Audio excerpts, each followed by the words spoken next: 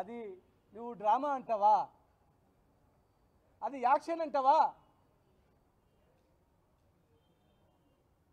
అసలు నువ్వు మంత్రి ఎట్లయినావు? ఆ కమ్మ సామాజిక వర్గం వాళ్ళు ఓట్లేస్తేనే మంత్రి అయినావు. ఇప్పుడు మంత్రి ఎట్లయినావు? ఆ సామాజిక వర్గ కోటలే మంత్రి అయినావు. ఖమ్మం జిల్లాలో ఖమ్మం సామాజిక వర్గం వాళ్ళు మా జాతి గురించి కొట్లాడతాడు, మా వాళ్ళకు ఆపదలో చాదుకుంటాడని చెప్పి మీకు ఆ స్థానం వచ్చింది. మరి మీ సామాజిక వర్గంలో ఒక యువకుడు చనిపోయి బై ఎలక్షన్ వచ్చినది ఎక్కడన్నా కాదు, చనిపోయిన సందర్భంగా వచ్చినటువంటి బై ఎలక్షన్లో ఆ సందర్భంగా అయినటువంటి మీటింగ్ పక్కల కొడుకుంది, కూతురుంది. కాలికి దెబ్బ తగిలిన ఒక కూతురు కుంటుకుంటూ మా నాన్న ఆశయాలని మధ్యలో ఆగిపోయొద్దు, మా అమ్మ ఆశయాలను నెరవేరుస్తుందని చెప్పి ఒక బిడ్డ తిరుగుతుంది. కుడి పక్క కొడుకు, ఒక పక్క బిడ్డ తల్లిని ఓదార్స్తుంటే ఆ ఓదార్చే ఏడుపుని నువ్వు యాక్షన్ అంటే ఆమె చనిపోయినప్పుడు ఎంత బాధపడ్డదో ఇవాళ నువ్వు అంటే ఆమెకు అంతకన్నా బాధతో కుమిలిపోతా ఉంది. అయ్యో నా భర్త చనిపోయి నేను బాధపడితే నా ఏడుపుని కూడా యాక్షన్ అంటున్నారు వీళ్ళు, అది ఎవరో కాదు మా కులపల్లె అంటున్నారు అని చెప్పి కుంగిపోతా ఉంది ఆమె. వెంటనే క్షమాపణలు చెప్పాలి.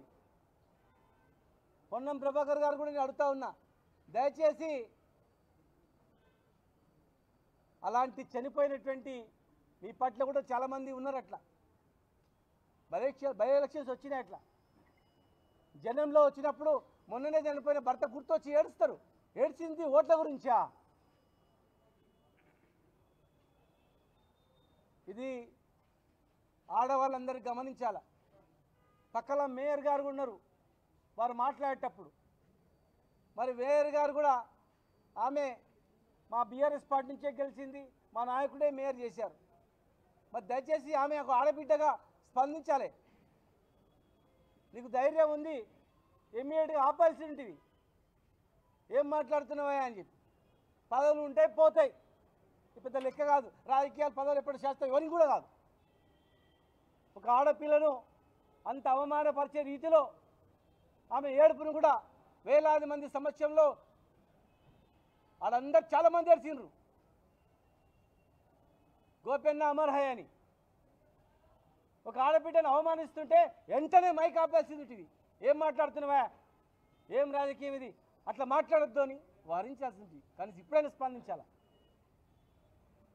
రాజీవ్ గాంధీ గారు చనిపోయినప్పుడు జనరల్గా చనిపోయిన వాళ్ళ గురించి మాట్లాడతారు. చనిపోయిన సందర్భం దేశవ్యాప్తంగా కూడా చనిపోయినటువంటి బాడీని ఫోటోలు వేసి కూడా మరి దేశవ్యాప్తంగా కూడా ప్రచారంలో పాల్గొనడం జరిగింది. ఆ రోజు అందరం కూడా రాజీవ్ గాంధీ గారు అనవసరంగా చంపారు పాపం అని చెప్పి అందరం కూడా బాధపడ్డాం. కానీ ఏనాడు కూడా దాని రాజకీయం గురించి ఉపయోగపడతారు అనుకోలే. ఒక మంచి యువకుడిని కోల్పోయింది ఈ దేశం అని చెప్పి పార్టీలకు అతీతంగా బాధపడ్డారు. ఇట్లా మీలా కనలే కనీసం ఆడపిల్లని చూసి కూడా మీకు కనికరం రాలేదంటే తుమ్మల గారు